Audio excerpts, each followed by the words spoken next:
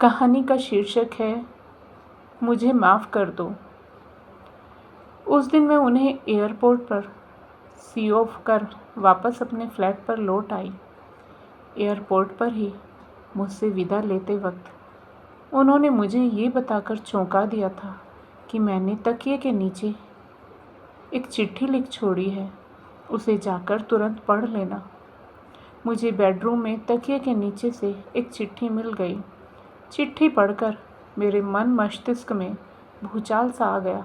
सारा जिस्म थर थर कांपने लगा।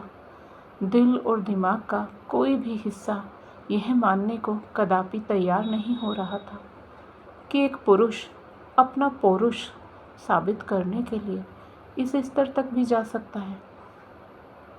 पर जो कुछ उन्होंने लिखा था वो तो अक्षर से सत्य ही था और इसकी पुष्टि के लिए मैं पुनः चिट्ठी पढ़ने लगी। लिखा था, प्यारी अरुंधति, कहने को तो मैं बिजनेस के सिलसिले में 15 दिनों के लिए न्यूयॉर्क जा रहा हूँ, पर सच्चाई ये है कि मैं तुमसे जानबूझकर अलग हो रहा हूँ। संभवतः सच्चाई से अवगत होने के बाद तुम्हारी कोमल भावनाओं को ठेस पहुँचे, पर इसके अलावा और कोई रास्ता भी नहीं है। इसलिए तुम्हें अपने मन मस्तिष्क को मजबूत करना होगा। अरुंधति, मैं नहीं चाहता कि कोई मुझे नामर्द और तुम्हें बांझ कहे, और ये तभी संभव है जब तुम माँ बन जाओ। जैसा कि तुम्हारे चेकअप से स्पष्ट हो चुका है कि तुम में कोई कमी नहीं है, तो जाहिर है कि मुझ में ही कमी है। तुम माँ बनने में सक्षम हो, पर मैं पिता बनने में नहीं। मैंने सुना है कि वंश को आगे बढ़ाने के लिए ऐसी परिस्थितियों में पति के भाई या मित्र का भी सहारा लिया जा सकता है, और इसमें कोई पाप नहीं, क्योंकि हिंदू शास्त्रों में भी शायद इस बात का जिक्र है। इसलिए तुम्हें भी मजबूरीवश ये कठोर कदम उठाना होगा। जैसा कि तुम जानती ही हो कि आज शाम की गाड़ी से मेरा छोटा भाई चेतन ग्रेजुएशन की परीक्षा देकर कुछ दिनों के लिए घूमने यहाँ मुंबई हमारे पास आ रहा है। ऐसे में तुम्हें माँ बनने के लिए चेतन का ही सहारा लेना होगा। निसंदेह ये कदम आसान नहीं, पर इसके अलावा कोई और रास्ता भी तो नहीं है। वैसे यदि तुम चेतन से गर्भवती हुई भी तो किसी को कोई शक भी नहीं होगा, क्योंकि अब तक तो हमने लोगों को यही बता रखा है कि हम अभी बच्चा नहीं चाहते। अब चेतन को तुम कैसे तैयार करोगे, ये तुम्हारा काम है। वैसे ये कोई मुश्किल काम भी नहीं है, क्योंकि तुम काफ़ी खूबसूरत हो। चेतन भी जवान है, उस पर तुम दोनों पहले से ही काफ़ी बेतकल्लुफ़ हो। इसके अलावा अवसर व एकांत सब कुछ तुम दोनों के पक्ष में रहेगा। चिट्ठी पढ़कर तुरंत फाड़ देना। प्रभात। मैंने क्रोध में चिट्ठी को टुकड़ों में बदलकर फ्लश के हवाले कर दिया, फिर किसी कटे हुए वृक्ष की भांति दीवान पर गिरकर बिखर गई। मन मस्तिष्क में विचारों की तीव्र आंधियाँ चलने लगी। आखिर उन्होंने ये सोच कैसे लिया कि मैं इस कठोर कदम के लिए तैयार हो जाऊंगी? कहीं ये कोई चाल तो नहीं चल रहे हैं? हो सकता है ये इस तरह मुझे चरित्रहीन साबित करके मुझसे अलग होना चाहते हो, पर ये ऐसा क्यों करेंगे जबकि कमी संभवतः इन्हीं में है, और फिर ये मुझ पर पूरी तरह जान भी छिड़कते हैं। पर क्या इस कठोर कदम से मैं स्वयं अपनी दृष्टि में ही नहीं गिर जाऊंगी? क्या ये सारी बातें भविष्य में हमारे दाम्पत्य पर प्रतिकूल असर नहीं डालेंगी? पर यदि मुझे एक बांझ के रूप में नहीं जीना है तो इसके अलावा और कोई रास्ता भी तो नहीं। पर क्या चेतन इस कदम के लिए तैयार हो जाएगा? और यदि इन 15 दिनों में हम दोनों के बीच वैसा कुछ नहीं हुआ तो क्या उन्हें विश्वास होगा? स्वयं से सवाल जवाब करते करते न जाने कब थोड़ी देर के लिए आंख लग गई। जब आंख खुली तब मन मस्तिष्क ने अतीत के पन्नों को पलटना शुरू कर दिया। 5 साल पहले मेरी शादी दिल्ली में प्रभात से हुई थी। प्रभात का मुंबई में गारमेंट्स का इंपोर्ट एक्सपोर्ट का काम था। शादी के बाद में कुछ महीनों तक दिल्ली अपने ससुराल में रही, फिर प्रभात मुझे मुंबई ले आए। इन्होंने पहले से ही वर्सोवा में एक सुंदर फ्लैट ले रखा था। हमारी ज़िंदगी बड़े मज़े से कटने लगी। हम दोनों कम से कम 3 साल तक कोई बच्चा नहीं चाहते थे, 3 साल का लंबा समय हंसी खुशी के साथ न जाने कब पर लगाकर उड़ गया। हमने देश विदेश के खूब सैर सपाटे किए। इस दौरान कभी कभी जब सास ससुर चेतन के साथ चले आते तब वे हमसे एक पोता या पोती की इच्छा के बारे में ज़रूर बताते। चेतन से मेरी बहुत अच्छी बनती थी। वह मेरा देवर कम दोस्त ज़्यादा हो गया था। 3 साल के बाद हम दोनों को भी एक बच्चे की इच्छा हुई, पर सारी इच्छाओं के बावजूद मैं और 1 साल तक गर्भवती नहीं हुई तो हम दोनों चिंतित हो उठे। हमने आपस में विचार विमर्श किया और डॉक्टर के पास गए। सबसे पहले मेरी जांच हुई। जांच रिपोर्ट आने के बाद भीतर चल रहे अंतर्द्वंद को संतुष्टि मिली कि मुझ में कोई भी कमी नहीं है, अर्थात मैं माँ बनने में सक्षम हूँ। जबकि प्रभात चिंताग्रस्त हो उठे। उन्हें स्वयं पर संदेह हो गया। उन्होंने अपनी जांच कराने से साफ इनकार कर दिया और ये बात मुझे किसी को भी न बताने की सख्त हिदायत दी। उसके बाद प्रभात गंभीर व परेशान रहने लगे। मैंने उन्हें एक बार समझाया भी कि आप अपनी जांच करा लें, यदि कोई कमी निकली तो उसे दूर किया जा सकता है, लेकिन ये इस प्रकार तिलमिला उठे थे मानो मैंने इनकी दुखती रग पर हाथ रख दिया हो। फिर मैंने इस संवेदनशील विषय को उघाड़ने का कभी दुस्साह ही नहीं किया। धीरे धीरे हमारे जीवन संबंधों में मुर्दनी सी छाने लगी। इसी तरह 1 साल और गुजर गया। अब तो जब भी कोई इनसे बच्चे के बारे में सवाल करता, ये बौखला जाते मानो इनकी चोरी पकड़ी गई हो। आखिरकार थक कर वे इस समस्या का हल ढूंढने में गंभीरता से लग गए। अचानक कॉल बेल बज उठी तो मैं अतीत से वर्तमान में आ गई। मैंने उठकर दरवाज़ा खोला। सामने चेतन को मुस्कुराते हुए देख दिल जोरों से धड़कने लगा। नमस्ते भाभी। चेतन अंदर आकर दीवान पर बैठ गया। कैसी हो? भैया कैसे हैं? सब ठीक है। वे 15 दिनों के लिए आज ही न्यूयॉर्क गए हैं। भैया भी बिल्कुल भोले हैं भाभी। अरे उन्हें तो मुझसे डरना चाहिए, सोचना चाहिए कि चेतन स्मार्ट है, फ्लर्टी है ना भाभी? चेतन हंसा तो मैं धीरे से मुस्कुरा दी। शाम को हम दोनों घूमने निकल पड़े। फिर तो ये सिलसिला सा बन गया। देर रात तक हम मुंबई घूमते, होटलों में डिनर लेते, फिर अपने अपने कमरे में आकर सो जाते। कभी कभी पल दो पल के लिए ही मेरा झुकाव चेतन की ओर होता, पर अगले पल ही मेरी अंतरात्मा मुझे झकझोर कर वापस खींच लाती। चेतन मेरे चंचल स्वभाव से भली भांति वाकिफ था, पर इस बार उसे मेरी खामोशी विचलित किए दे रही थी। कई बार वह इसका कारण चाहकर भी न जान सका, पर जब मेरी खामोशी उसके लिए असहनीय हो गई तब उसने मुझे प्रभात की कसम दे दी। मुझे उसे सच्चाई बतानी पड़ी। सब कुछ जानने के बाद उसके मस्तिष्क पर सन्नाटा सा छा गया। मैं मुंह फेर कर सिसकने लगी। अचानक चेतन के इस सवाल ने मुझे चौंका दिया। इस बारे में तुमने क्या फैसला किया है? मैं क्या फैसला करूं? मैं तो इस वक्त उस दोराहे पर खड़ी हूँ जहाँ से एक रास्ता गहरी खाई की ओर और दूसरा रास्ता अंधे कुएं की ओर जाता है। मैं जाऊँ तो कहाँ जाऊँ? एक तीसरा रास्ता भी है भाभी।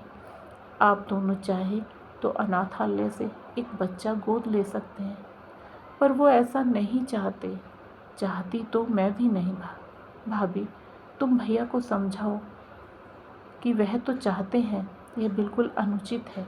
इस कदम से तुम खुद अपनी ही नज़रों में गिर जाओगे और उन्हें भी आजीवन ये एहसास कचोटता रहेगा कि वे बच्चे के असली पिता नहीं हैं और माँ बनने के लिए तुमने किसी गैर पुरुष का सहारा लिया है। भविष्य में ये बातें आप दोनों के दाम्पत्य को तबाह भी कर सकते हैं। इसलिए मेरी मानो तो आप दोनों किसी अनाथालय से एक बच्चा गोद ले लो। वैसे मुझे इस बात का बहुत दुख है कि भैया ने मेरे और तुम्हारे बारे में इतनी घृणित बात कैसे सोच ली। काश उन्हें यह एहसास होता कि मैं तुम्हें सिर्फ भाभी नहीं, माँ समान भी समझता हूँ। चेतन के शब्दों ने मुझे ग्लानिवश पुनः रोने पर बाध्य कर दिया। धीरे धीरे 15 दिन गुजर गए। प्रभात न्यूयॉर्क से लौट आए। उनके आने के 1 दिन बाद चेतन दिल्ली लौट गया। चेतन के जाने के बाद हम सामान्य रूप से रहने लगे। उनके व्यवहार से ऐसा लग रहा था मानो कुछ हुआ ही न हो। मैंने अवसर देखकर उस चिट्ठी के बारे में जिक्र करना चाहा कि वे जैसा लिखकर गए थे वैसा कुछ नहीं हुआ, पर ये कुछ भी सुनने को तैयार नहीं थे। शायद इन्हें ग्लानि हो रही थी। अचानक अगले महीने मुझे एक दो दिन उल्टियाँ हुई और कई बार जोरों से चक्कर आया। इन्होंने फ़ौरन डॉक्टर को बुलवा लिया। मुझे देखने के बाद डॉक्टर ने जो कुछ कहा उससे ऐसा लगा जैसे मेरे ऊपर कोई खुशियों भरा बम फूट पड़ा हो। मैं गर्भवती थी। ऐसे समय पर गर्भवती होने का इत्तेफाक मेरी समझ में नहीं आ रहा था। ये भी ऊपर से तो खुश दिख रहे थे, पर अंदर से संशय से घिरे हुए थे। मैंने उनके संशय को शीघ्र ही दूर कर देना ठीक समझा और एकांत मिलते ही इनका हाथ अपने हाथ में लेकर कहा, अगर आप ये समझ रहे हैं कि मेरे गर्भ में जो अंश है उसकी वजह कोई और है तो ये आपकी भूल है। इस अस्तित्व के जन्मदाता आप ही हैं। चेतन व मेरे दरमियान वैसा कुछ नहीं हुआ। और फिर आपने ये सोच भी कैसे लिया कि मैं मातृत्व सुख के लिए अपनी पवित्रता और पतिव्रता को दांव पर लगा सकती हूँ? भला तुम्हें सफाई देने की क्या ज़रूरत है? इसके लिए तो तुम्हें मैंने स्वयं ही प्रेरित किया था।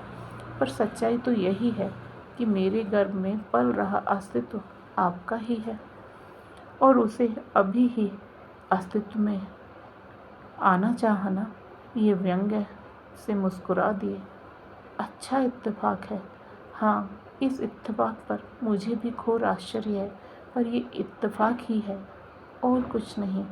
बकवास कर रही हो तुम। अचानक इनका स्वर तेज हो गया। इस तरह तुम शायद ये साबित करना चाहती हो कि तुमने गर्भवती होने के लिए कोई अनुचित कार्य नहीं किया, साथ ही मेरी कमी को जानते हुए भी उस पर जबरदस्ती पर्दा डालने का एहसान मुझ पर करना चाहती हो। मुझे दुख है कि आपके मन मस्तिष्क में हीन भावना घर कर गई है और ये सब उसी की उपज है। आपके मन में यह हीन भावना घर कर गई है कि आप अधूरे पुरुष हैं। इसमें गलत ही क्या है? अगर सक्षम होता तो क्या 2 साल कम होते हैं, जिसके दौरान हमने लाख चाहा पर तुम गर्भवती नहीं हुई? आप ये क्यों भूलते हैं कि आपने अभी तक अपना चेकअप नहीं करवाया? हो सकता है हम दोनों की कुछ कमियां रही हो जो इन 2 वर्षों में स्वतः ही दूर हो गई हो, या पर ये इत्तेफाक कभी भी मेरे गले नहीं उतर सकता। देखो अरु, मैं तुम्हें दोषी नहीं ठहरा रहा। मैं तुम्हारे बच्चे को अपना ही नाम दूंगा।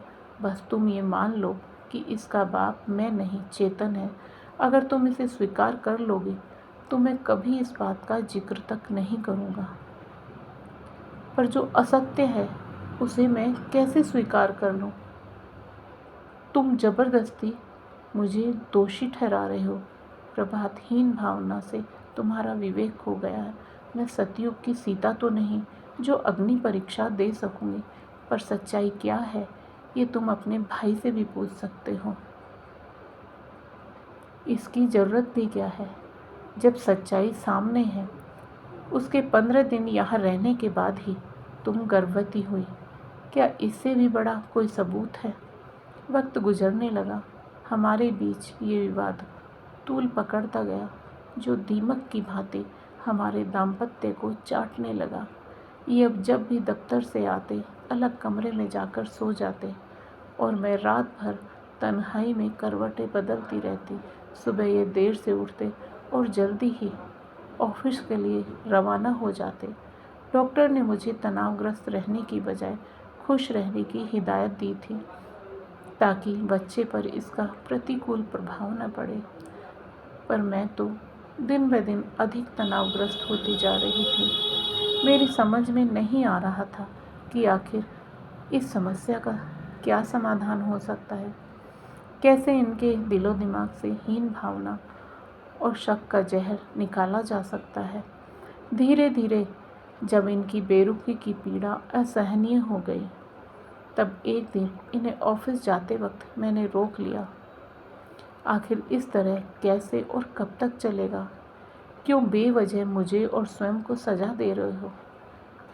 क्या हो गया है आपको? क्यों अपने ही हाथों अपना बसा बसाया आशियाना उजाड़ना चाहते हो? ये कैसी हीन भावना है जो आपको अपनी ही वास्तविकता से दूर किए जा रही है।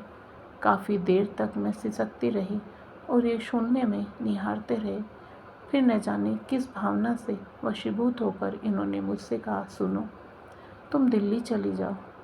तुम्हें वैसे भी अब देखभाल की ज़रूरत है। वहाँ सभी लोग हैं। माँ सुनेगी तो तुम्हें यहाँ रहने भी नहीं देगी। और आप यहाँ अकेले रहेंगे। मैं रह लूँगा। कहते कहते पुनः इनका स्वर भर्राया था। मैं न चाहते हुए भी दिल्ली आ गई। सास ससुर देवर ननद सभी ने पलकों पर बिठाया था। मैं जैसे सभी की आशाओं का दीप बन बैठी। चेतन ने मुझसे एक साथ कई सवाल कर डाले, जिसके जवाब में मुझे सब कुछ बताना पड़ा था। सुनकर उसके कोमल हृदय को गहरी ठेस लगी थी। एक समय तो उसने मुझसे यहाँ तक कह दिया कि मैं भैया को सच्चाई बताकर रहूँगा, पर मैंने उसे मना कर दिया। फिर वो दिन भी आ गया जब मुझे मातृत्व सुख मिला। मेरा हृदय तृप्त हो गया, पर इनकी अनुपस्थिति हृदय के एक कोने में टीस बनकर चुप रही थी। बच्चा बिल्कुल इन पर गया था। सास का कहना था कि जब ये पैदा हुए थे तब बिल्कुल ऐसे ही थे। मैं भी इस बात से काफ़ी आश्वस्त थी, मानो वह मेरी पवित्रता का सबसे जीवंत परिचायक था। घर के लोगों ने फ़ोन पर इन्हें खुशखबरी दी, पर ये बिजनेस का बहाना बनाकर नहीं आए। मैं रो पड़ी। मेरी पीड़ा चेतन से देखी नहीं गई तो वह मुझसे इन्हें साथ लेकर आने का वादा कर मुंबई रवाना हो गया। 2 दिन बाद जब वह आया तब वह अकेला और बिल्कुल टूटा हुआ प्रतीत हो रहा था। वह मेरे समीप बैठकर रो पड़ा, भाभी। न जाने वह कौन सी मनहूस घड़ी थी जब मैं मुंबई गया था। न मैं मुंबई आपके पास जाता, न भैया आपकी पवित्रता पर संदेह करते। भैया बहुत जिद्दी हैं भाभी, लेकिन मैंने भी उन्हें साफ साफ सब कुछ कह दिया है कि अगर उनमें जरा सी भी गैरत होगी तो वह आएंगे, ज़रूर आएंगे। 3 दिन बाद ही ये आ गए। इनके आने की खबर से मेरा दिल एक बार की धड़क उठा था।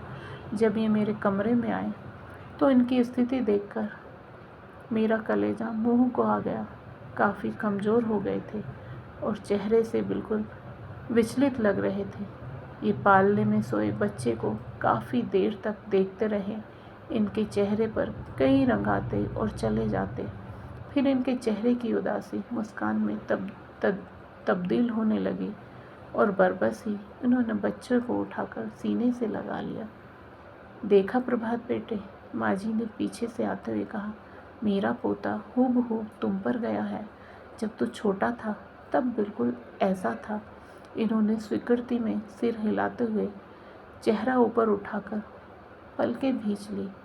आंसुओं की 2 बूंदें गालों पर छलक पड़ी।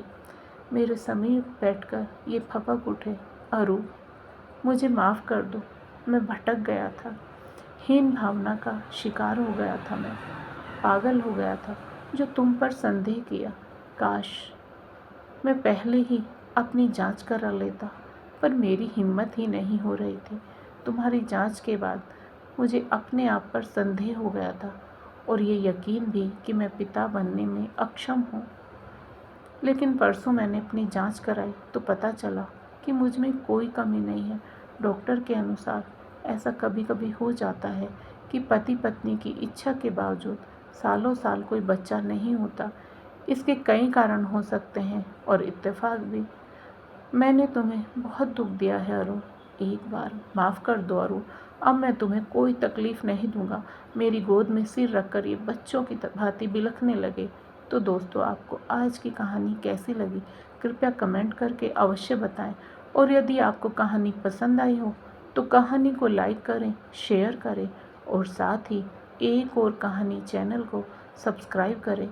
फिर मिलेंगे दोस्तों एक और नई कहानी को लेकर।